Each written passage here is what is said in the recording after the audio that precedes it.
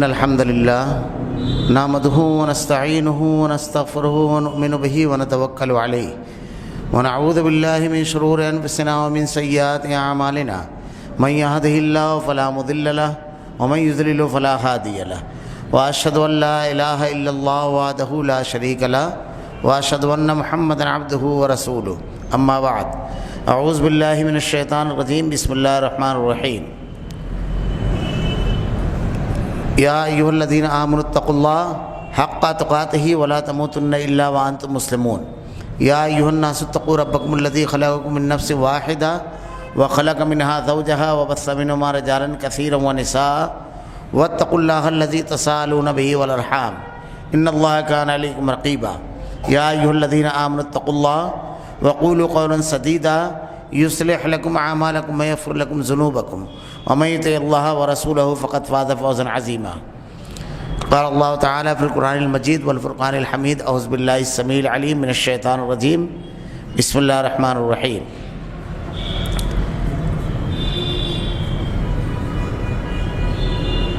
قد جاءكم من الله نور وكتاب مبين يهدي به الله من اتبع رضوانه سبل السلام ويخرجهم من الظلمات إلى النور بإذنه ويهديهم إلى صراط مستقیم۔ تمام تعریفیں اللہ رب العالمین کے لیے جو تمام جہانوں کا یک و تنہا خالق و مالک ہے، اور بے شمار درود و سلام اللہ کے آخری نبی حضرت محمد صلی اللہ علیہ وسلم پر۔ معزز حاضرین، اللہ رب العالمین نے اس دنیا میں ہر انسان کو عقل و شعور عطا کیا، اور عقل و شعور کی اس نعمت کو جو رب العالمین نے ہر شخص کو عطا کی ہے، اس کو بار بار استعمال کر کے خیر تک پہنچنے کا ذریعہ بنانے کی تلقین کی۔ اللہ رب العالمین نے یہ جو دنیا کی زندگی ہمیں عطا کی ہے، یہ اسی کے لیے کہ ہم خیر کی تلاش کریں، اچھائی کی تلاش کریں، اچھائی تک پہنچنے کے جتنے ذرائع ہیں سب کو استعمال کریں، اور اس عقل کو استعمال کے ذریعے ان تک کے پہنچے۔ اس دنیا میں اللہ رب العالمین نے بے شمار چیزیں پیدا فرمائی، اور ان بے شمار چیزوں کو اللہ رب العالمین نے اپنی نعمت قرار دیا۔ اللہ رب العالمین کی نعمتیں بے شمار ہیں۔ اللہ نے ارشاد فرمایا وَإِن تَعُدُّوا نِعْمَتَ اللَّهِ لَا تُحْصُوهَا۔ آدمی اللہ کی نعمتوں کو اگر شمار کرنا چاہے تو شمار نہیں کر سکتا۔ ان تمام نعمتوں میں خاص طور سے ایک نعمت کا ذکر اللہ رب العالمین نے کیا، اور اگر آدمی کو یہ نعمت مل جائے، اگر اللہ رب العالمین کا یہ انعام انسان کو مل جائے تو سمجھ لیجئے کہ وہ کامیاب ہو گئے، کیونکہ اس نعمت کا تعلق دیگر نعمتوں سے الگ ہے۔ اللہ رب العالمین کی جو دیگر نعمتیں ہیں تو عام ہیں بالکل، لیکن یہ نعمت خاص ہے جن پر اللہ رب العالمین رحم فرماتا ہے، جسے اللہ چاہتا ہے اسے یہ نعمت دیتا ہے۔ ورنہ آپ دیگر نعمتوں پر غور کریں تو اللہ رب العالمین کی نعمت ہوا ہے۔ اللہ رب العالمین رحیم و کریم ہے، اس دنیا کے تمام انسانوں کو اللہ رب العالمین وہ یکساں عطا کرتا ہے۔ حضرت موسیٰ علیہ السلام کو جتنی ہوا ملتی تھی فرعون کو بھی ملتی تھی۔ اللہ کے نبی صلی اللہ علیہ وسلم کے دور میں مشرکین مکہ بھی اللہ رب العالمین کی اس ہوا سے اتنا ہی فائدہ اٹھاتے تھے۔ سورج کی جتنی روشنی اہل ایمان کو ملتی تھی اتنی کفار کو ملتی تھی۔ تو بے شمار نعمتیں اللہ رب العالمین کی آپ کو ایسی ملے گی جو دنیا کے تمام انسانوں کو اللہ رب العالمین یکساں عطا کرتا ہے۔ اسی لیے قرآن مجید کا جب آغاز ہوتا ہے تو الحمدللہ رب العالمین، ساری تعریف و توصیف اللہ رب العالمین کے لیے جو ساری کائنات کا خالق و مالک ہے، سب کا خالق و مالک ہے، الرحمن الرحیم۔ یہ رحم کی صفت جو بیان کی گئی تو یہ رحم کی صفت ہے کہ اللہ رب العالمین اپنے فرما بردار، نافرمان، ہدایت یافتہ، گمراہ، اللہ رب العالمین کے احکامات سے سرکشی کرنے والے، اللہ کے احکامات کے سامنے جھک جانے والے بندوں کو بھی اس دنیا میں نعمتیں عطا فرماتا ہے۔ اولاد کی نعمت، بینائی کی نعمت، آدمی غور کرتا جائے تو اللہ رب العالمین نے سب میں ان نعمتوں کو تقسیم کیا۔ یہ بالکل عام سی نعمتیں ہیں، لیکن ایک خاص نعمت اللہ رب العالمین کی جو ہے وہ اللہ رب العالمین اپنے خاص بندوں کو عطا کرتا ہے، اور یہ نعمت کسی خاندان میں پیدا ہونے کی بنیاد پر، کسی ڈگری کے حاصل کرنے کی بنیاد پر نہیں ملتی ہے۔ جسے اللہ رب العالمین چاہے ہدایت کی نعمت اللہ رب العالمین جسے چاہے عطا کرے، اور یہ اللہ رب العالمین کی عطا ہے، اللہ رب العالمین عطا کرتا ہے۔ انک لا تہدی من احببت ولکن اللہ یہدی من یشاء، یہ اللہ کا اختیار ہے۔ انسان نہیں کسی کو ہدایت دے سکتا، ورنہ ہم تاریخ اٹھا کر دیکھیں تو اس دنیا کو ہدایت کی طرف بلانے والے، صراط مستقیم کی طرف بلانے والے انبیاء کرام کے گھرانوں کی طرف نظر ڈالیں تو وہاں پر ہم کو نظر آئے گا کہ ہدایت سے محروم افراد ہیں۔ حضرت ابراہیم علیہ السلام کا خانوادہ، کیا آپ خود اپنے باپ کو دعوت دیتے ہیں؟ وَإِذْ قَالَ إِبْرَاهِيمُ لِأَبِيهِ آزَرَ تَتَّخِذُ أَصْنَامًا آلِهَةً۔ حضرت نوح علیہ السلام آپ کا بیٹا، کہ جب طوفان آیا تو حضرت نوح علیہ السلام اس سے کہتے ہیں کہ آجا کشتی میں سوار ہو جا۔ اس نے جب انکار کیا، ایک موج آئی اور وہ اس میں غرقاب ہو گیا۔ حضرت لوط علیہ السلام کی بیوی، اللہ کے نبی صلی اللہ علیہ وسلم کے چچا، انتہائی محبت کرتے تھے اللہ کے نبی صلی اللہ علیہ وسلم سے، اتنی محبت تھی کہ اللہ کے نبی صلی اللہ علیہ وسلم جب ان کی وفات ہوئی، حضرت خدیجہ الکبریٰ اور حضرت ابو طالب ان دونوں کی وفات ایک سال میں ہوئی، اس کو عام الحزن کہا جاتا ہے۔ شب ابی طالب میں جب آپ کا بائیکاٹ کیا گیا تو اللہ کے رسول صلی اللہ علیہ وسلم کے بارے میں آپ اتنے فکر مند رہتے تھے کہ جب تمام لوگ سو جاتے اپنے بستروں پر تو اللہ کے نبی صلی اللہ علیہ وسلم کو اٹھا کر کے دوسری جگہ کر دیتے کہ مبادا اگر دھوکے سے کوئی حملہ ہو یا کچھ ہو تو اللہ کے رسول صلی اللہ علیہ وسلم محفوظ رہے، آپ کو کوئی نقصان نہ پہنچے۔ آپ کے آخری ایام تک اللہ کے رسول صلی اللہ علیہ وسلم کی شدید خواہش تھی کہ آپ ایمان لے آئیں۔ اللہ کے نبی صلی اللہ علیہ وسلم آپ کے پاس بیٹھ کر کے آپ کو تلقین کر رہے ہیں کلمے کی، لیکن اللہ رب العالمین کا اختیار ہے، جسے چاہے ہدایت عطا کرے اور جسے چاہے اس سے محروم کرے۔ جسے یہ نعمت مل گئی دنیا کے اندر کامیاب ہو گیا۔ اللہ رب العالمین کی عطا اور اللہ رب العالمین کا انعام کہ اللہ نے یہ دنیا کی زندگی عطا کی، اور اس دنیا میں اللہ کو راضی کر کے زندگی گزارنے والا ضابطہ قبول کرنے اور اس پر عمل کرنے کی اللہ رب العالمین نے توفیق دی۔ اس ہدایت کی کتنی ضرورت ہے ایک انسان کو، کسی بھی زاویے سے اگر ہم اور آپ غور کریں تو اس ہدایت کے بغیر، اللہ کی نازل کردہ اس شریعت پر عمل کے بغیر دنیا میں انسان ہر قدم پر پریشانی، ہر قدم پر تکلیف سے دوچار ہے۔ اللہ نے جن کو یہ نعمت دی ہے وہ نعمت کیا ہے؟ اگر میں مثالیں بیان کرنا شروع کروں، صرف مثالیں، تو کئی خطابات اس میں ناکافی ہوں گے کہ اللہ رب العالمین کی اس نعمت سے محرومی کے کتنے نقصانات ہیں، اور جن لوگوں کو اللہ نے یہ ہدایت کی نعمت عطا کی ہے کتنے فوائد سے دوچار ہیں۔ دنیا کے آج ترقی یافتہ ترین ممالک کی طرف اگر نظر ڈالو کہ ہدایت نہ ہونے کی وجہ سے، اللہ رب العالمین کے احکامات پر عمل نہ ہونے کی وجہ سے کس طرح وہ مسائل میں گھرے ہوئے ہیں، مسائل سے دوچار ہیں۔ ان کی انفرادی زندگی، ان کی اجتماعی زندگی، ان کی سماجی اور معاشرتی زندگی، ان کی اخلاقی زندگی، ان کے رشتوں والی زندگی، ان کی تجارتی اور کاروباری زندگی، ہر جگہ مسائل میں گھرے ہوئے ہیں۔ وہ ہر جگہ اللہ رب العالمین کی نازل کردہ اس ہدایت سے محروم ہونے کی وجہ سے ہر جگہ اللہ تعالیٰ نے ارشاد فرمایا اسی کو کہ اس کے علاوہ جو لوگ زندگی میں عمل کرتے ہیں وہ دنیا میں فساد برپا کیے ہوئے ہیں۔ آج ایک آدمی اگر ترقی یافتہ ممالک میں زندگی میں انتہائی حیران و پریشان ہو جائے، مسائل سے اور مشکلات سے دوچار ہو جائے، اس کے پاس عقیدہ نہیں ہوتا ہے، توحید نہیں ہوتی ہے، اس کا آخری حل اسے یہ سمجھ میں آتا ہے کہ اب زندگی کی بازی ہار دی جائے، اس لیے وہ خودکشی کر لیتا ہے۔ جاپان کا ایک ترقی یافتہ ملک ہے جاپان، 1 لاکھ میں سے 24 افراد وہاں پر خودکشی کرتے ہیں۔ جرمنی، امریکہ، باقاعدہ خودکشی پر لوگوں نے ریسرچ کیا، باقاعدہ خودکشی پر لوگوں نے محنت کی کہ کس بنیاد پر یہ کرتا ہے۔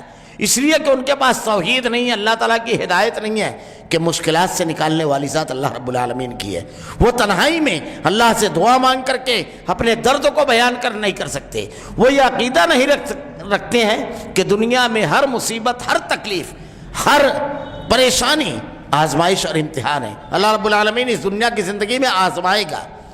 کوئی پتا بھی اللہ کی مشیت کے بغیر نہیں ہل سکتا۔ یہ میری زندگی میں جو مشکلات آئی ہیں اللہ کی طرف سے ہے، اس لیے ان مشکلات سے نکلنے کے لیے جو اسباب اللہ نے بیان فرمائی ہیں، جو ہدایت اللہ نے دی ہے، اس کی طرف وہ رجوع نہیں کرتا ہے کہ ان اسباب سے، ان تکالیف سے کیسے نکلا جائے، کیونکہ اس کے پاس علاج موجود نہیں ہے۔ اور ہدایت یافتہ آدمی کی سب سے پہلی چیز جو ہے، ہر چیز کا علاج موجود ہے، ہر بیماری کا علاج موجود ہے۔ وہ زندگی میں کبھی کسی مقام پر جا کر کے خاموش کھڑا نہیں ہو جاتا ہے کہ اب آگے کیا کرنا ہے، ہر جگہ رہنما خطوط موجود ہے۔ اللہ رب العالمین نے کہا اندھیرے سے نکال کر روشنی میں لاتا ہے، اس کے پاس ہر مسئلے کا حل موجود ہے، ہر قسم کے حالات میں زندگی گزارنے کے ضابطے موجود ہیں، ہر قسم کے حالات میں اس کے پاس رہنما خطوط موجود ہے۔ میں ایک اشارہ کروں صرف، وہ آپ دیکھیے ہدایت یافتہ افراد اور ہدایت سے محروم افراد بالکل کھل گئے۔ ابھی کل کی بات ہے، جب کرونا کی مہاماری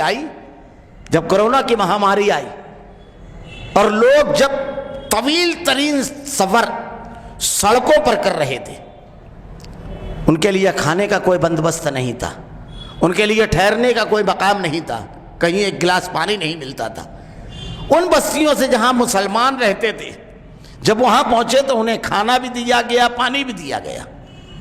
وہ تمام کے تمام جماعتیں جو بڑے بڑے دعویٰ کرتی تھی، جن کے بڑے بڑے پروگرام ہیں، جن کے بڑے بڑے منصوبے ہیں، جو سب سے منظم ہونے کا دعویٰ کرتے ہیں، کہیں کوئی نظر نہیں آیا۔ ہم نے مہاماری میں یہ بھی دیکھا اس دور میں کہ رشتے لوگوں نے قربان کر دیے، کیونکہ ان کے پاس عقیدہ نہیں تھا، کتاب ہدایت نہیں تھی۔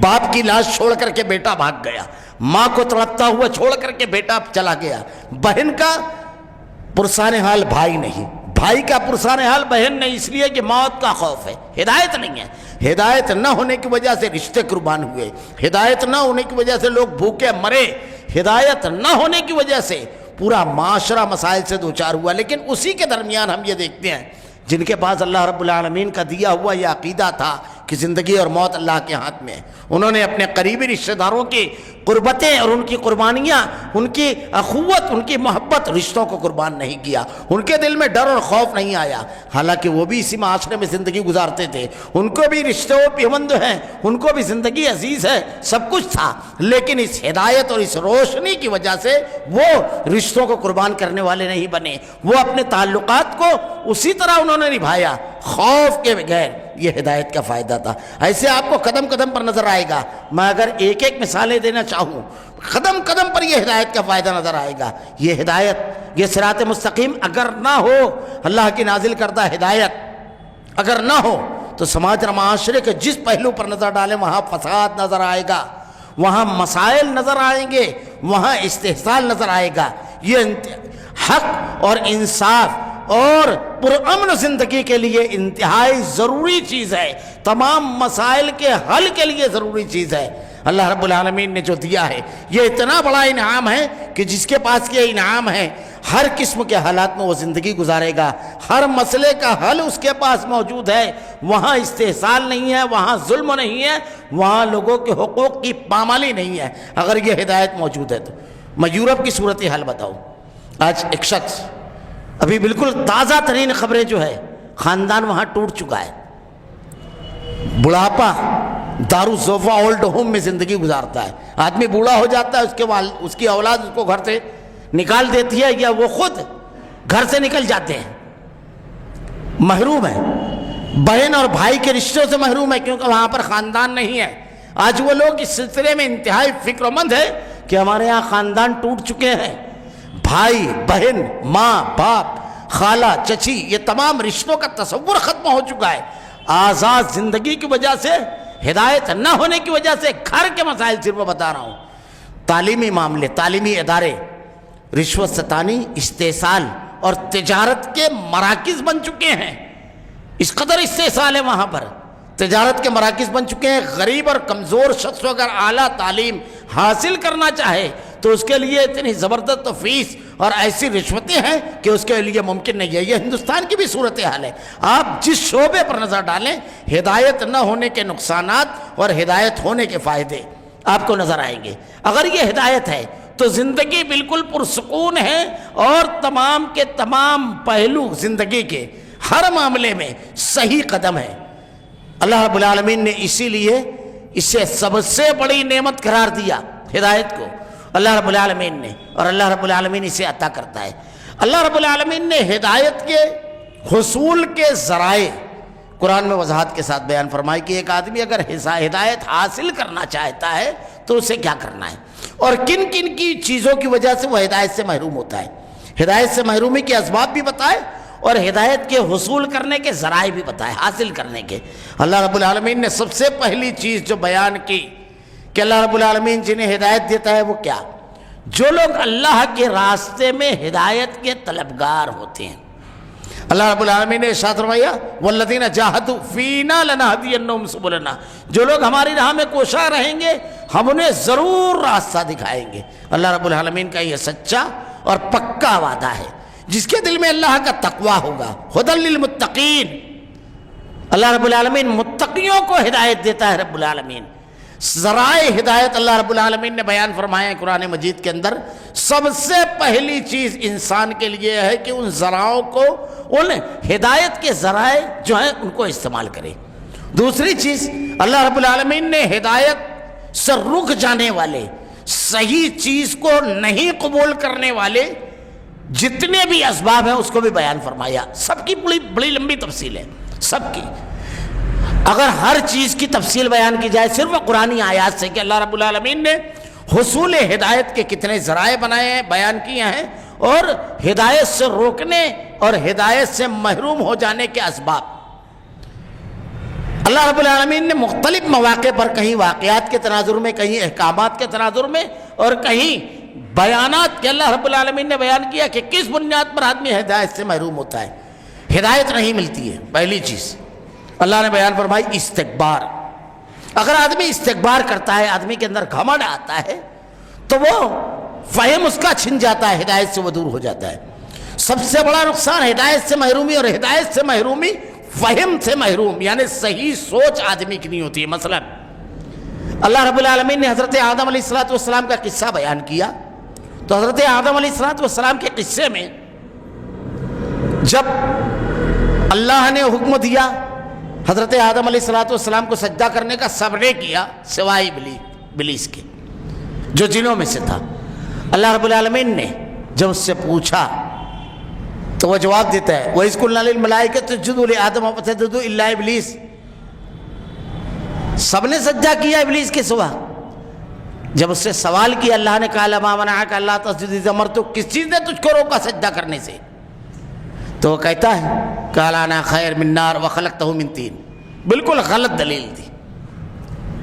اب یہ اس لیے کیا ابا واستکبر، اس لیے کہ اس نے استکبار کیا۔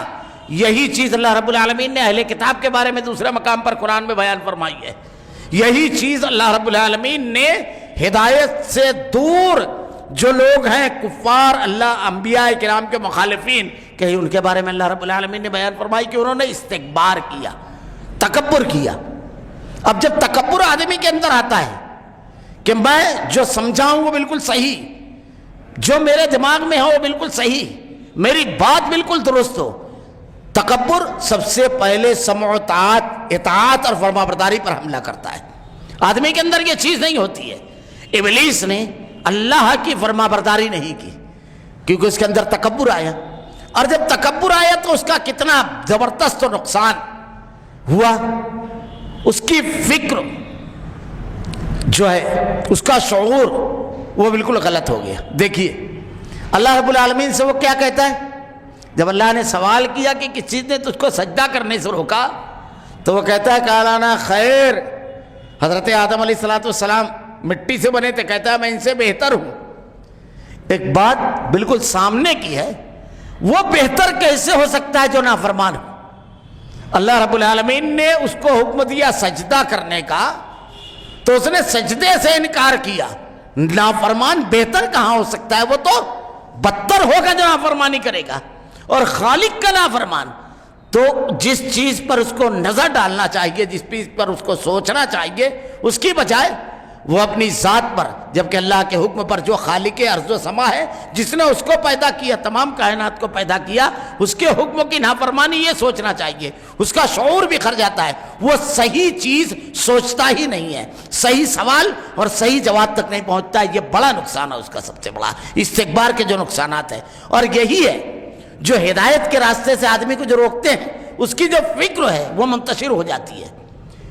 اللہ رب العالمین نے ارشاد فرمایا، تو ہدایت سے روکنے کے اسباب جتنے ہیں، ہدایت سے روکنے کے اسباب، وحی کی اتباع نہ کرنا، اللہ کے نازل کردہ احکامات کو نہ ماننا، اللہ رب العالمین کے انبیاء کرام کی فرما برداری نہ کرنا، اپنے باپ دادا کے رسم و رواج پر عمل کرنا، اپنے باپ دادا سے جو چلا آ رہا ہے اس کے مطابق زندگی گزارنا، اپنی عقل کو معیار سمجھنا، یہ ساری چیزیں ہدایت کے راستے میں رکاوٹ ہے۔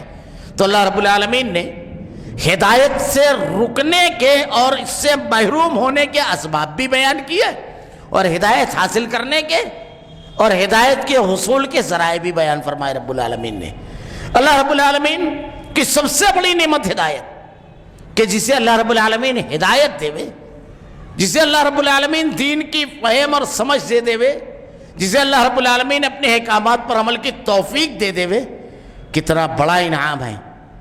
ایک ایک چیز پر اگر غور کریں، اس میں ایک ایک چیز پر اگر غور کریں، پہلی چیز اس میں عقیدہ توحید، کہ اللہ رب العالمین اگر آدمی کو ہدایت دیتا ہے تو سب سے پہلے اس کا شعور جو ہے وہ بالکل درست ہوتا ہے، اس کی سوچ، اس کی فکر، وہ اپنے آپ کو پہچانتا ہے، اپنے پیدا کرنے والے کو پہچانتا ہے، اور اپنے پیدا کرنے والے کو پہچاننے کے ساتھ ساتھ اس کی بندگی اس کے اندر آتی ہے۔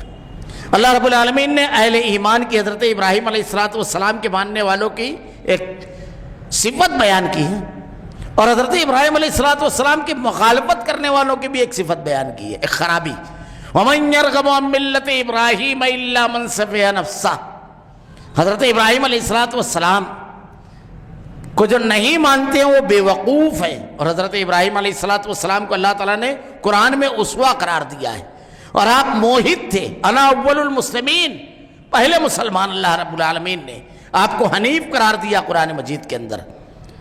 اللہ رب العالمین کی معرفت، توحید، اللہ کو ایک ماننا، اللہ رب العالمین کو اس تمام کائنات کا خالق ماننا۔ اگر آپ قرآن پڑھیں تو اللہ رب العالمین نے ارشاد فرمایا، ان فی خلق السماوات والارض واختلاف اللیل والنہار والفلک التی تجری فی البحر بما ينفع الناس وما انزل اللہ من السماء من ماء فاحیا به الارض بعد موتها وبث فیہا من کل دابہ وتصریف الرياح والسحاب المسخر بین السماء والارض لآیات لقوم یعقلون ومن الناس من يتخذ من دون اللہ اندادا یحبونہم کحب اللہ والذین آمنوا اشد حبا للہ۔ اللہ رب العالمین نے توحید اور ربوبیت کی جو دلیلیں ہیں اس میں جمع کر دی ہے، کہ اللہ رب العالمین نے زمین و آسمان کو بنایا، ان فی خلق السماوات والارض واختلاف اللیل والنہار والفلک التی، لائن سے بالکل چیزوں کو پیدا کیا اللہ رب العالمین نے، لائن سے بیان کیا کہ اللہ رب العالمین ہر چیز کا خالق و مالک ہے۔ کیا تم غور نہیں کرتے؟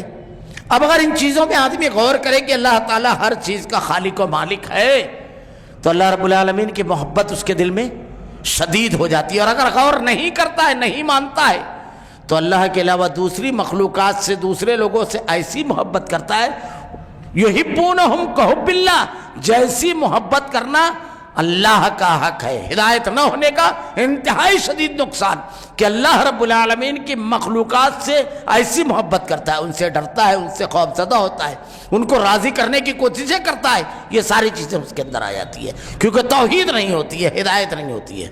اللہ نے دوسرے مقام پر ارشاد فرمایا، یہ غور و فکر نہ کرنے کے نتیجے میں کتنے بڑے نقصان سے دوچار ہوتا ہے، اور اس کی فکر کتنی غلط ہوتی ہے۔ اللہ نے ارشاد فرمایا، یا ایھا الناس اعبدوا ربکم الذی خلقکم والذین من قبلکم لعلکم تتقون، اے لوگو اللہ سے ڈرو، یا ایھا الناس اعبدوا، اللہ کی عبادت کرو، ربکم الذی خلقکم والذین من قبلکم لعلکم تتقون، اللہ رب العالمین نے تمہیں اور تم سے پہلے جتنے بھی لوگ تھے سب کو پیدا کیا۔ الذی جعل لکم الارض فراشا، اللہ نے زمین کو فرش بنایا، والسماء بناء، اور آسمان کو زمین اور آسمان کو صاحبان والسماء بنا وانزل من السماء، اور آسمان سے بارش برسائی، فاخرج بہ من الثمرات رزقا لکم، اور پھر جب بارش برسائی تو اس سے زمین سے تمہاری روزی کی تمام چیزیں نکالی۔ آدمی غور کرے تو اللہ رب العالمین نے پیدا صرف ہم کو نہیں کیا، ہماری ضرورت کی تمام چیزوں کو اللہ رب العالمین نے پیدا کیا۔ ربوبیت کی تعریف یہ ہے کہ چیزوں کو درجہ بدرجہ پایۂ تکمیل تک پہنچانا۔ اللہ رب العالمین نے اگر مچھلی کو پیدا کیا تو پانی کی تلاش میں اس کو نکلنا نہیں پڑا، اس کی ضرورت ہی پانی، اللہ رب العالمین نے اس کو پانی میں پیدا کیا۔ اب دیکھیے شرک کرنے والوں کو میں ایک چھوٹی سی مثال دے کر کے آگے بڑھ جاؤں گا۔ جو آدمی شرک کرتا ہے، اللہ کے ساتھ کسی کو شریک کرتا ہے، توحید کے سارے فائدے توحید کی بنیاد پر اور سارے نقصانات شرک کی بنیاد پر۔ عقل و شعور کا معاملہ اس کا انتہائی کمزور ہوتا ہے، ایک چھوٹی سی چیز اس کو سمجھ میں نہیں آتی۔ ہمارے ہاں الگ الگ چیزوں کے لوگوں نے معبود بنا لیے، الگ الگ معبود۔ ایک آدمی ہے اللہ کو چھوڑ کر دوسروں سے اولاد مانگتا ہے، ذرا سا غور کیجئے، تجزیہ کیجئے۔ اگر ایسا وہ کرتا ہے، اللہ رب العالمین کہہ رہا ہے کہ زمین اور آسمان کی تمام چیزوں کا اکیلا خالق اور مالک میں ہوں، اکیلا۔ کتنی بڑی حماقت اور غلطی کرتا ہے وہ، اگر کسی اور کو اولاد دینے والا مانگتا ہے۔ ٹھیک ہے، تم نے کسی کو اولاد دینے والا مانگ لیا، اب اس نے اولاد تو دی، لیکن رزق کو دینے والا خدا اگر اس کے حصے میں رزق کو نہ لکھے تو؟ تم نے اولاد دینے والا تو ایک معبود بنا لیا، اب رزق کو دینے والا معبود اگر اس کو رزق کو نہ لکھے تو کیا کریں گے اس اولاد کو؟ اچھا، اب اس اولاد کو دینے والا آپ نیک کو بنا لیا، اس کو اگر نیک اور صالح ہدایت اور توفیق دینے والا رب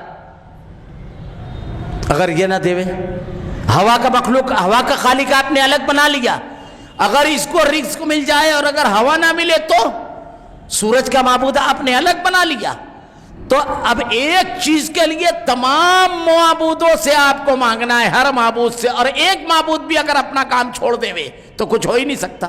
ارے بھائی کسی نے اولاد دے دی اور ہوا کا معبود ہوا دینے سے انکار کر دیا، کیا مطلب آیا آپ کی اولاد ملنے کا؟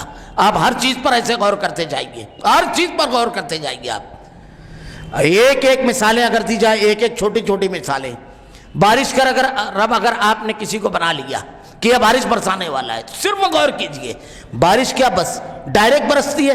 بارش برسنے سے پہلے ایک لمبا پروسیجر ہے، سمندر میں جو پانی ہے وہ بھاپ بن کر کے آسمان کی طرف اڑتا ہے، جب وہ بھاپ بن کے آسمان کی طرف جاتا ہے تو اس کا ہوائیں لے کر جاتی ہے۔ اب ہوا کا رب اگر پانی، سمندر کا رب پانی کا رب اگر پانی نہ دے تو ہوا کا بھی کوئی کام نہیں۔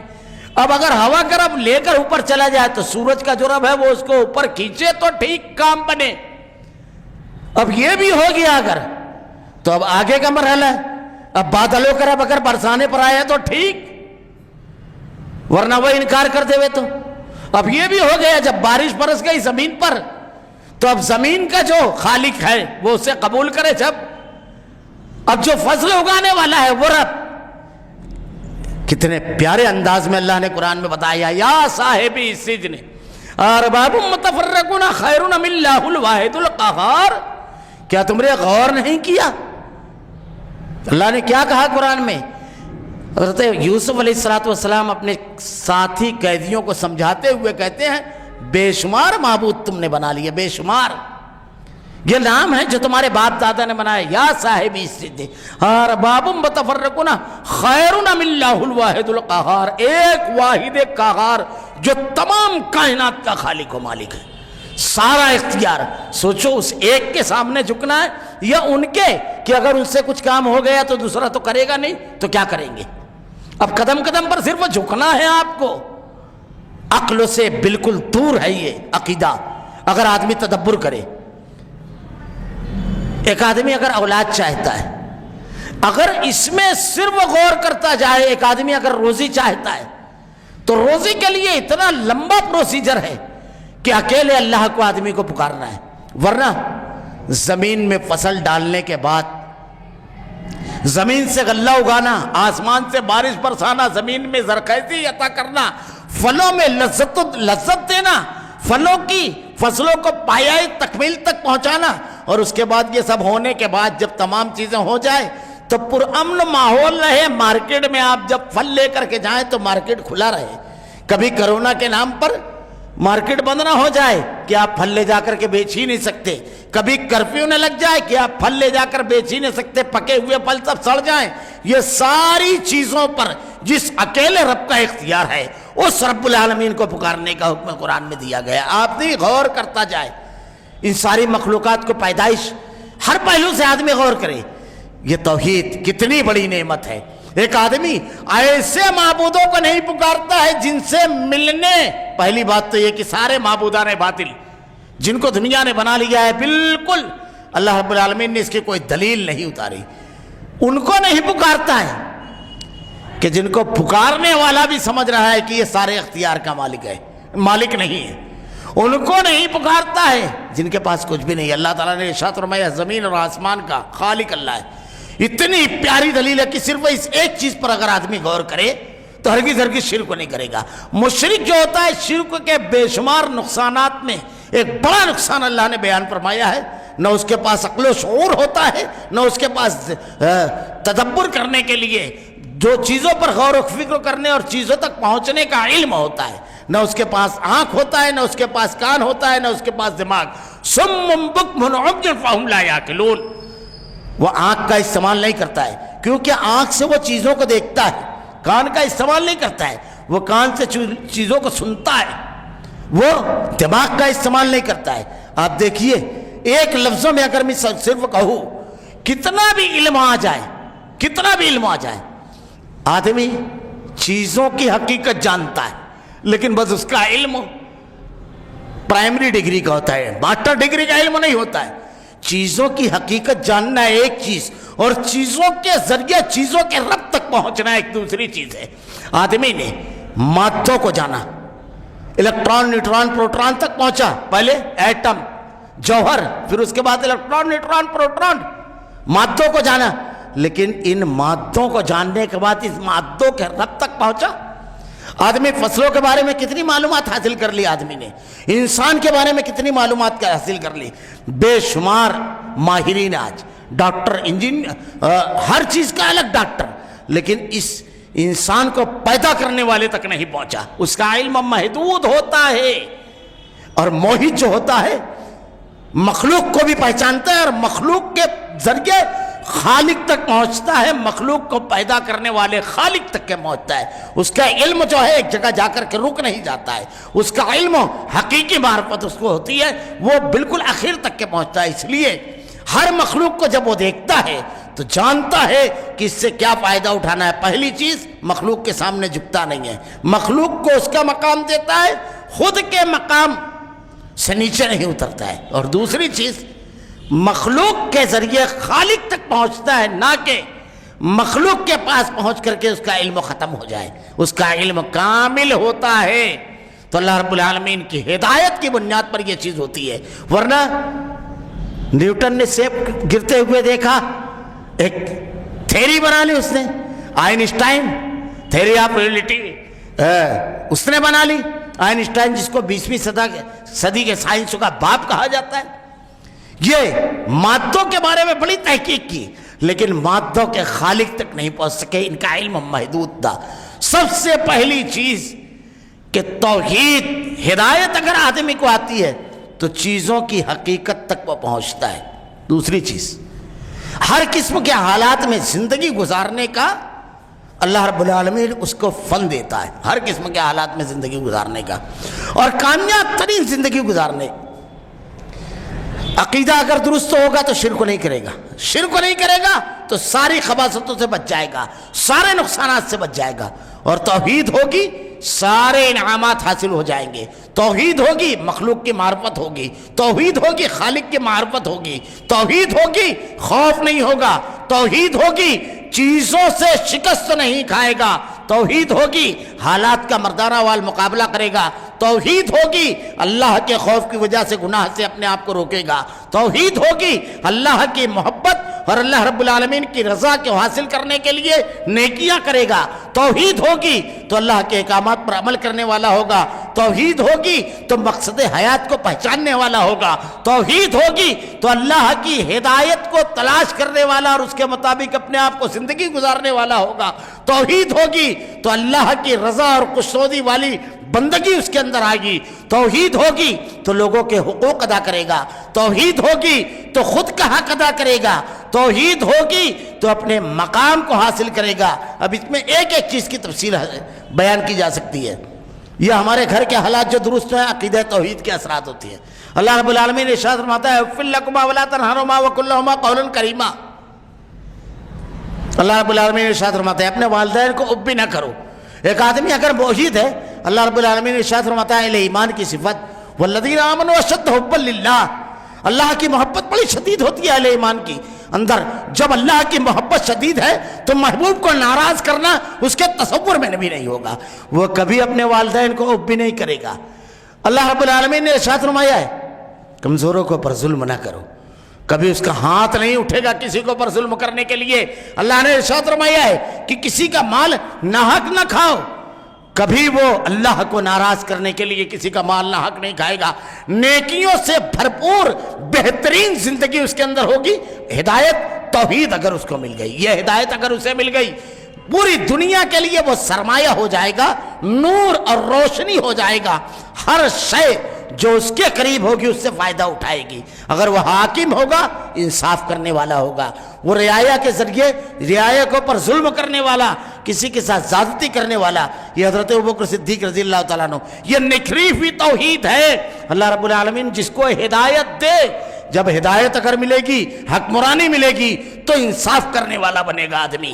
باپ رہے گا تو بیٹوں کو اور بیٹیوں کو حقوق ادا کرنے والا بنے گا، اگر تاجر رہے گا تو دیانت داری کے ساتھ، ایمانداری کے ساتھ، انتہائی اچھائی کے ساتھ تجارت کرنے والا بنے گا۔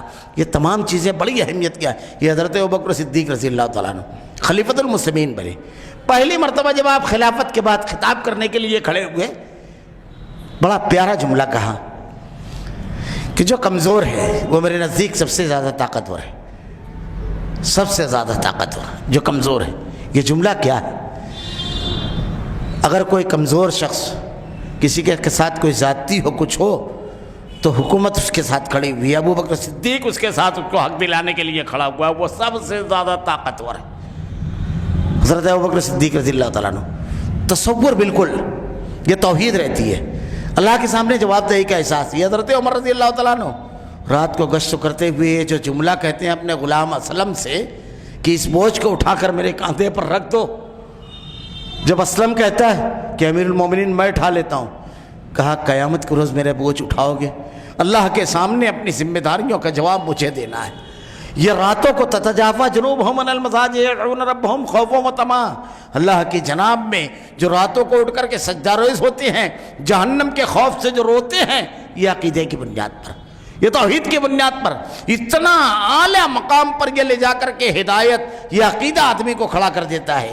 یہ حضرت معاذ ابن جبل، حضرت غامزیہ معاذ اسلمی تنہائی میں گناہ ہوا، لیکن اللہ کے سامنے جواب دہی کے خوف نے، گناہ سے ایسی نفرت ہوتی ہے کہ ہر چیز بے معنی ہو جاتی ہے اس کے بعد، ایسی نفرت ہوتی ہے اور اللہ کا ایسا خوف اترتا ہے کہ زندگی بھی بے معنی ہو جاتی ہے، اور نیکیوں میں اتنی لذت ملتی ہے کہ مسکراتے ہوئے جان، مسکراتے ہوئے مال قربان کر دیتا ہے، اور اللہ کی رضا پر ایسی نگاہیں ہوتی ہے کہ مال قربان کرنے کے بعد سرور اور لذت ملتی ہے۔ یہ ہدایت کی نعمت جسے مل گئی، یہ ہدایت کی اللہ رب العالمین یہ جسے عطا کر دے وے۔ ہم صحابہ کرام کی زندگی دیکھتے ہیں، صحابہ کرام کیسے موڑ پر، کیسے حالات میں، کیسے اللہ کی رضا اور خوشنودی کے اعمال کرنے والے، مال اللہ کے راستے میں قربان کرنا ہے، بے شمار واقعات ہیں۔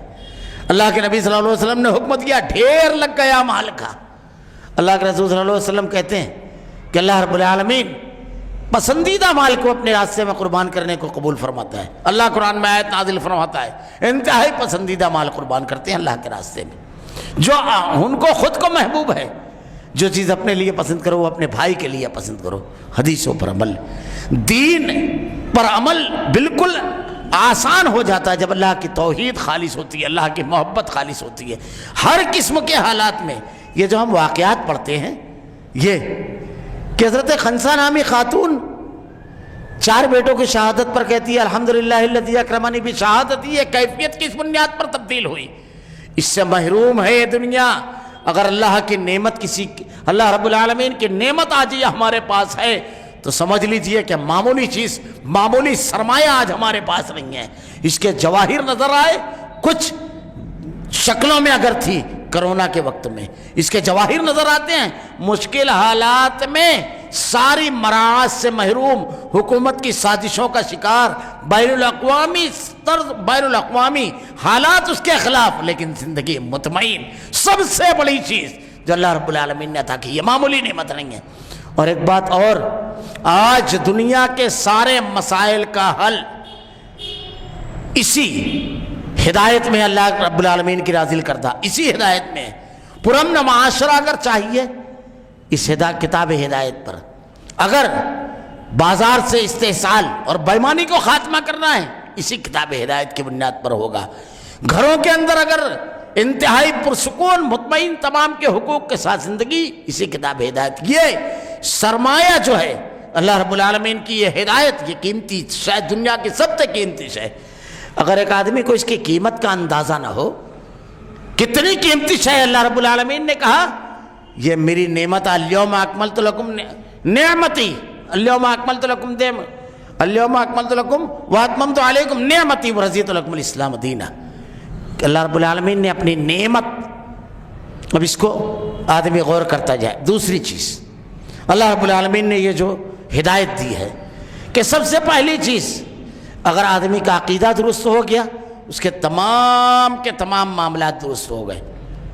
اللہ کی عطا کی ہوئی ہدایت، اللہ تعالیٰ نے ارشاد فرمایا ہے ہدایت دینے والی ذات اللہ رب العالمین کی ہے۔ اب اس ہدایت میں اس نے رکاوٹ کی تمام چیزوں کو دور کر دیا۔ اس ہدایت کے فائدے کیا ہوئے؟ اب دین پر عمل، نیکی پر عمل اس کے لیے آسان ہو گیا، اسے خوش کرنے والا ہو گیا۔ اس کے فائدے کیا کیا ہوئے؟ اس کے اللہ رب العالمین نے اس کے انعامات کیا کیا دیے؟ اللہ کے نبی صلی اللہ علیہ وسلم، ایک آدمی دنیا کے اندر پیدا ہوتا ہے، کتنی عظیم نعمت ہے۔ اللہ رب العالمین نے اس دنیا میں ہمیں سب کچھ عطا کیا۔ ایک آدمی اس دنیا میں پیدا ہوتا ہے، ہر شخص کی خواہش ہوتی ہے، ہر شخص کی، کہ اس کا کوئی رہبر اور رہنما ہو۔ عقیدہ توحید، یہ پہلی چیز میں نے بہت اختصار سے بیان کی، کیونکہ اس پر بار بار علماء کرام سے آپ نے خطابات سنے ہوں گے، بار بار۔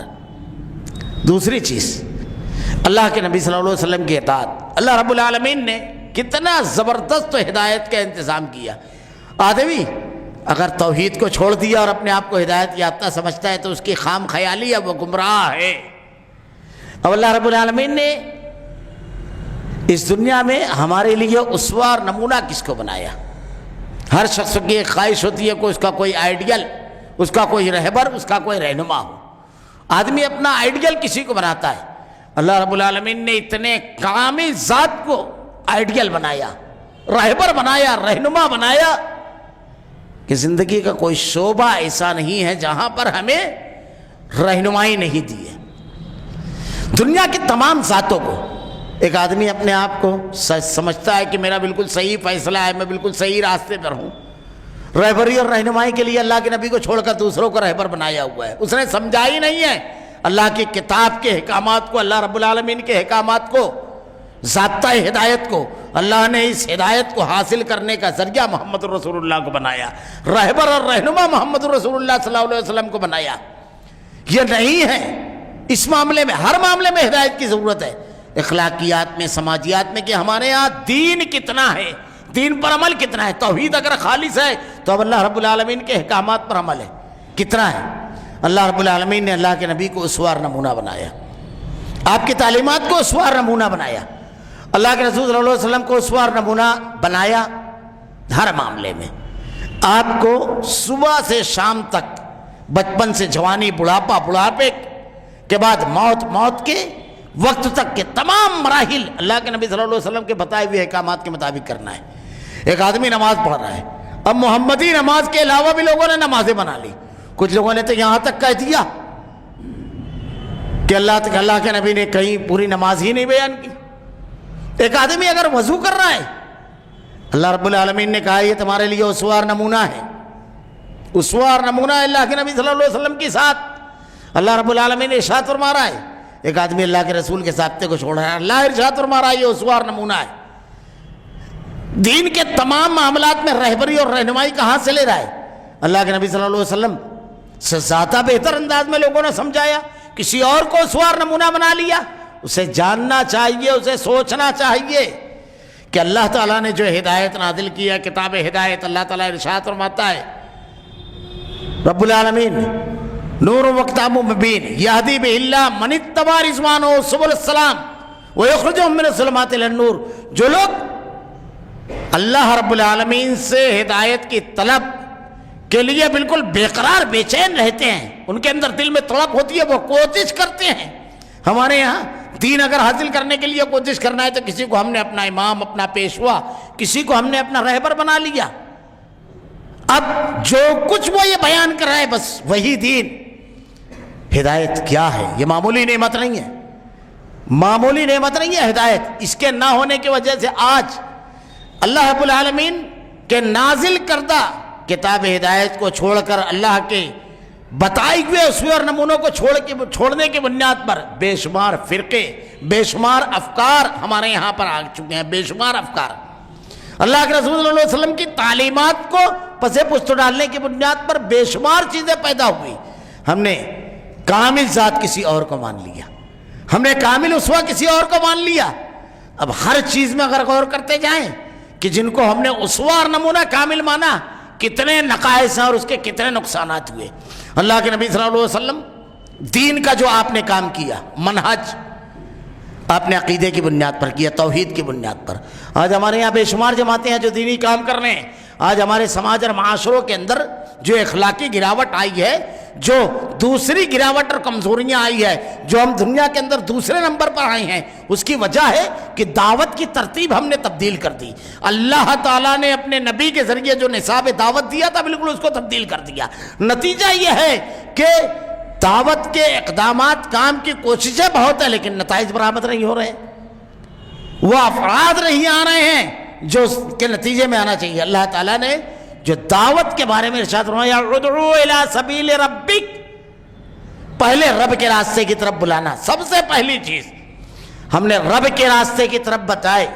ہم نے کچھ راستے منتخب کر لیے، شخصیات کا راستہ، عقیدت اور غلو کا راستہ، کرامات کا راستہ، حکومت کا راستہ، مختلف نظریات اور عقائد کا راستہ ہم نے بنا لیا۔ رب کے راستے کی طرف، رب کا راستہ توحید، اللہ کی رسالت، اللہ کا کلام، اللہ کے نبی کی تعلیمات۔ سب سے پہلے راستے کا تعین آپ کس طرف بلا رہے ہیں، کس طرف آپ بلا رہے ہیں، سب سے پہلے یہ طے ہوگا آپ کی دعوت میں۔ پہلی چیز ادعو الی سبیل ربک، رب کے راستے کی طرف بلانا ہے۔ اب رب کے راستے کی طرف کس طرح بلانا ہے؟ اللہ کے نبی صلی اللہ علیہ وسلم کیا کہتے ہیں؟ قل ھذہ سبیلی ادعو الی اللہ، میں تمہیں اللہ کے راستے کی طرف دعوت دے رہا ہوں۔ آج مختلف فرقوں اور جماعتوں کی طرف دعوت ہے، مختلف افکار کی طرف دعوت ہے، مختلف چیزوں کی طرف دعوت ہے۔ رب کی دعوت یہ سب سے زیادہ اہم چیز ہے۔ اللہ کے کلام سے، اللہ کے نبی کے فرمان سے لوگوں کو جوڑنے کی بجائے اس کے نقصانات کیا ہو رہے ہیں، اس کے کیا کیا نقصانات ہیں۔ آج ہمارے یہاں کوئی حقوق کے لیے اٹھتا ہے کہ مسلمانوں کو حق ملنا چاہیے اس لیے سب کو جمع ہو جاؤ۔ اب اس کے لیے تنظیمیں بنائی جائے، جماعتیں بنائی جائے کہ ہاں حکومت کا قیام کیا جائے۔ کہیں یہ فکر ہے، کہیں آدمی کس طرف بلا رہا ہے؟ کتابوں کی طرف بلا رہا ہے، دوسری چیزوں کی طرف۔ اس کی بنیاد پر اور کیا کیا ہو رہے ہیں، مسائل کیا کیا اٹھ رہے ہیں۔ ادعو الی سبیل ربک کے نہ ہونے کی وجہ سے شرک اور بدعات کی دعوت، غیر اللہ کو پکارنے کی دعوت، اس کے علاوہ غیر اللہ کو پکارنے کے علاوہ اللہ کے نبی صلی اللہ علیہ وسلم کے صحابہ کرام کو برا بھلا کہنا۔ اب اس میں غور کرتے جائیے، اللہ کے رسول صلی اللہ علیہ وسلم کے جو ساتھی ہیں ان کو برا بھلا کہنا، اللہ کے نبی صلی اللہ علیہ وسلم کے ساتھیوں پر تنقید کرنا، یہ سب چیزیں آج کے دور میں بالکل عام ہیں۔ تو سب سے پہلی چیز اللہ کے نبی صلی اللہ علیہ وسلم کی ذات اقدس کو اسوہ اور نمونہ نہ بنانے کی وجہ سے جتنی بھی آپ کو فرقے اور جماعتیں اور گمراہیاں ملیں گی سب اس کے اسباب یہی نظر آئیں گے۔ آج ایک آدمی اللہ کے دین کے نام پر اللہ کے دین کی طرف بلا رہا ہے، لیکن اللہ کے دین اس کے پاس نہیں ہے۔ اللہ رب العالمین نے کہا اسوار نمونہ ہے، رہبر رہنما اللہ کے نبی صلی اللہ علیہ وسلم ہے۔ اب یہاں پر ایک جملے میں اگر بات کہی جائے، عبادت صرف اللہ کی، طریقہ صرف رسول اللہ کا، صرف اللہ رب العالمین کے سامنے جھکا جائے گا۔ اس پوری کائنات کا خالق و مالک اللہ ہے، اس لیے صرف اللہ کو مانا جائے گا، اور اس پوری دنیا کے لیے نہیں، تمام عالم کے لیے۔ وَمَا أَرْسَلْنَاكَ إِلَّا رَحْمَةً لِّلْعَالَمِينَ، اللہ کے نبی کو اللہ تعالیٰ نے اسوہ بنایا ہے، اس لیے صرف ان کی رہبری اور رہنمائی کی اور قیادت قبول کی جائے گی۔ اب ہمارے یہاں مختلف چیزوں کے لیے الگ الگ پیشوا، رہبر اور رہنما بنا لیے گئے، الگ الگ، ہدایت سے محرومی۔ اللہ رب العالمین نے کون سا معاشرہ تھا، ذرا سا غور کیجئے، کیسا معاشرہ تھا۔ آج ہمارے یہاں بے شمار مسائل لوگ بیان کر رہے ہیں، بے شمار مسائل مسلمانوں کے درمیان، اخلاقی مسائل، تجارتی مسائل، معاشی مسائل، اتحاد و اتفاق کا مسئلہ، ہر قسم کے مسئلے بیان کیے جا رہے ہیں، گھریلو مسائل۔ اللہ کے رسول صلی اللہ علیہ وسلم نے جس معاشرے میں دعوت کا کام کیا، وہ معاشرہ کتنے مسائل سے دوچار تھا، ہر قسم کے مسائل تھے، لیکن اللہ کے رسول صلی اللہ علیہ وسلم کی تعلیمات اور آپ کے بتائے ہوئے احکامات کی بنیاد پر وہ معاشرہ کیسا بنا کہ گناہ سے ایسے رکنے والے بن گئے کہ اگر تنہائی میں گناہ کیا تو اللہ کے نبی ارشاد فرماتے ہیں اس نے ایسی توبہ کی اگر 70 آدمیوں میں تقسیم کر دی جائے تو ساروں کو اللہ بخش دے۔ تنہائی میں گناہ کی دعوت دی گئی، اپنے آپ کو روک لیا۔ عبادت کرنے والے ایسے عبادت گزار بنے کہ راتوں کو پیروں میں ورم آ گئے، ایک دوسرے سے سوال کرتے ہیں کہ تمہارا تلاوت کا انداز کیا ہے، تم کس طرح قرآن کی تلاوت کرتے ہو، تم رات کیسے گزارتے ہو؟ کہا شروع کی رات میں کچھ دیر سو لیتا ہوں، اس کے بعد جب اٹھتا ہوں تو پھر اللہ کی جناب میں جتنی اللہ توفیق دیتا ہے عبادت کرنے والا ہوں۔ اللہ کی رضا اور خوشنودی کے لیے ایسے حریص ہوئے کہ اللہ کے نبی صلی اللہ علیہ وسلم پوچھتے ہیں، سوال کرتے ہیں کہ آج کس نے مریض کی عادت کی، آج کس نے غلام کو آزاد کیا، آج کس نے میت میں شرکت کی، آج کس نے بھوکے کو کھانا کھلایا؟ ہر سوال کے جواب میں ابو بکر صدیق رضی اللہ تعالیٰ عنہ ارشاد فرماتے ہیں اللہ کے نبی میں تنہائی میں ایسے اللہ کی عبادت کرنے والے کہ شب معراج اللہ کے نبی جب لوٹتے ہیں تو جبریل بلال سے پوچھتے ہیں کہ کون سا عمل کرتے ہو، کون سا عمل کرتے ہو، کہ جس کی بنیاد پر میں نے قدموں کی چاپ سنی تمہاری۔ ایسے تو عبادت گزار، یہ معاشرے کی صالحیت، یہ معاشرے کی اصلاح انتہائی درجے کی کس کو اسوار نمونہ بنانے کی بنیاد پر ہوئی، کس کے بتائے ہوئے ضابطوں پر عمل کرنے کی بنیاد پر ہوئی۔ آج ہم نے اللہ کے نبی کو اسوہ نہیں بنایا، معاشرے کی صالحیت کی فکر کر رہے ہیں، معاشرے کے مسائل کی حل کر رہے ہیں، معاشرے کے مسائل کی حل کی کوششیں کر رہے ہیں۔ امت کے اندر اختلاف، اللہ رب العالمین نے ارشاد فرماتا ہے وَاعْتَصِمُوا بِحَبْلِ اللَّهِ جَمِيعًا وَلَا تَفَرَّقُوا وَاذْكُرُوا نِعْمَةَ اللَّهِ عَلَيْكُمْ إِذْ كُنتُمْ أَعْدَاءً فَأَلَّفَ بَيْنَ قُلُوبِكُمْ فَأَصْبَحْتُم بِنِعْمَتِهِ إِخْوَانًا۔ تباہی کے دہانے پر پہنچ چکے تھے تم، بالکل تباہی کے گڑھے کے کنارے، لیکن اللہ رب العالمین کہتے ہیں کہ وَاعْتَصِمُوا بِحَبْلِ اللَّهِ جَمِيعًا وَلَا تَفَرَّقُوا وَاذْكُرُوا نِعْمَةَ اللَّهِ عَلَيْكُمْ إِذْ كُنتُمْ أَعْدَاءً فَأَلَّفَ بَيْنَ قُلُوبِكُمْ۔ آپس میں کیسا بھائی چارہ ہوا، کیسے بھائی بھائی بنے، ایسے بھائی بھائی بنے کہ دیکھیے واقعات، یہ حضرت حذیفہ بن یمان رضی اللہ تعالیٰ عنہ کیسے بھائی بھائی بنے۔ غزوہ احد میں غلطی سے ان کے والد کو شہید کر دیا گیا، اہل ایمان تھے، کیسے بھائی بنے۔ کیا کہتے ہیں اللہ تم پر رحم فرمائے، یہ میرے بھائی یمان، یہ میرے والد یمان تھے، اللہ تم پر رحم فرمائے، یہ بھائی چارہ، ورنہ سارے رشتے قربان کر دیتے ہیں۔ اگر کسی رشتہ دار کے اوپر خراج بھی آ جائے لوگ، یہ انتہا تھی۔ یہ حضرت مصعب ابن عمیر رضی اللہ تعالیٰ عنہ، وہاب ابن عمیر کے بارے میں کہتے ہیں کس کر کس کو باندھنا کہ اس کی ماں بہت دودھ دینے والی اونٹنیاں دے گی، بہت دولت مند خاتون کا بیٹا ہے۔ کیا کہتے ہیں تمہارا میرے بارے میں یہ کہا، یہ میرا بھائی۔ پھر پورا مواقعات کا، بھائی چارے کا پورا معاملہ اٹھا کر کے دیکھ لے ہوئے آدمی کیسے بھائی بنے۔ اللہ نے محبت و اخوت، ہم آج اتحاد و اتفاق اپنی صفوں میں چاہتے ہیں۔ پوری دنیا میں اگر مسلمانوں کے کسی بھی طبقے کے آدمی کو کھڑا کیا جائے کہ مسلمانوں کے اتنے مسائل ہیں ذرا بیان کیجئے، سیاست کے عنوان پر اس کو چاہیے لمبی چوڑی تقریر، معیشت کے میدان میں لمبی چوڑی تقریر، تعلیم کے میدان، سارے نقصانات امت کی ذب و حالی سب چیز بیان کرے گا، لیکن ایک جو سب سے اہم پہلو ہے جس پر گفتگو کرنا چاہیے وہ چھوڑ دے گا۔ علاج کیا ہے، اس کا حل کیا ہے، کس بنیاد پر یہ تمام مسائل حل ہوں گے؟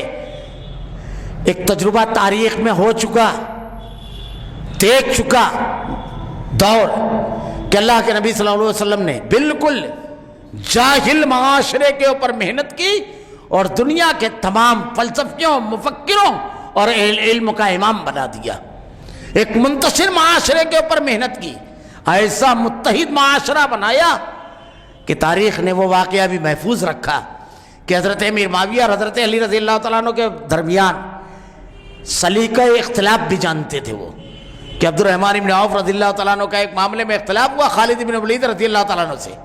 کسی نے آ کر کے حضرت عبد الرحمن بن عوف رضی اللہ تعالیٰ عنہ کا خالد بن ولید کے بارے میں کچھ کہنا چاہا، بعد نے کہا کہ خالد بن ولید سے کہا کسی نے، عبد الرحمن بن عوف رضی اللہ تعالیٰ عنہ کے بارے میں تو کہا۔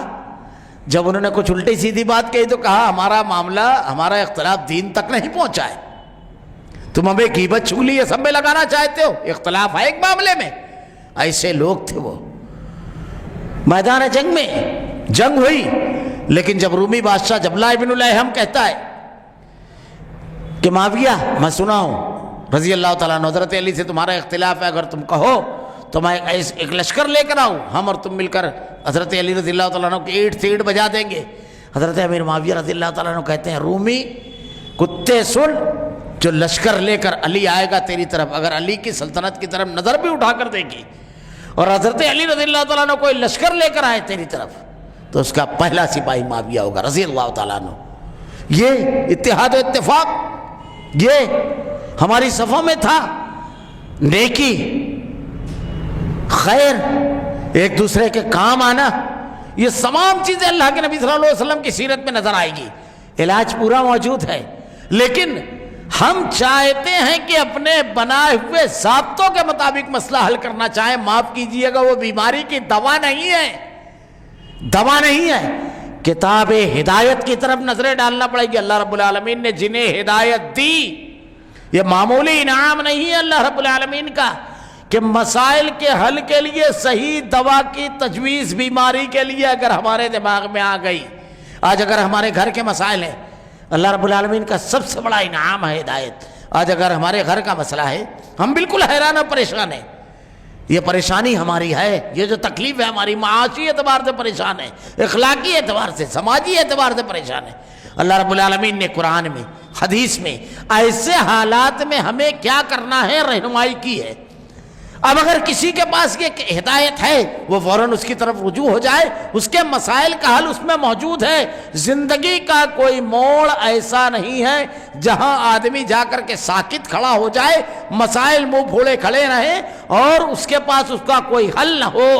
اللہ رب العالمین نے کتاب ہدایت میں سب کو نازل کیا۔ یہ اللہ کا بہت بڑا انعام ہے کہ زندگی کے ہر موڑ پر ایک شخص ہو اسی کی طرف رجوع ہوئے، اسی کی طرف اپنے آپ کو رجوع کرے۔ اللہ رب العالمین نے جسے عطا کیا رب العالمین نے، اور جس نے اس کے لیے کوشش کی وہ کامیاب ہوا۔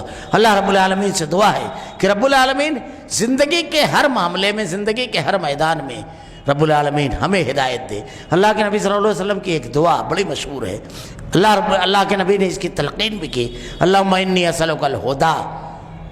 روزانہ آپ یہ دعا روزانہ آپ صبح پڑھا کرتے تھے، بڑی اہم چیز ہے۔ ہم بھی اللہ سے دعا کرتے ہیں اللہم انی اسألک الہدی والتقی والعفاف والغنی۔ رب العالمین ہمیں ہدایت دے، اور ہدایت دینے کے بعد ہمارے قلوب کو اس پر جما دے، زندگی کے ہر میدان میں تیری نازل کردہ ہدایت کے مطابق عمل کرنے کی توفیق دے۔ ہر مسئلے میں جو کچھ تو نے اس کا حل بیان کیا ہے رب العالمین، اس کے مطابق اس کو کرنے کی توفیق دے رب العالمین۔ ربنا لا تزغ قلوبنا بعد إذ هديتنا وهب لنا من لدنك رحمة إنك أنت الوهاب۔ سبحانك اللهم وبحمدك أشهد أن لا إله إلا أنت أستغفرك وأتوب إليك۔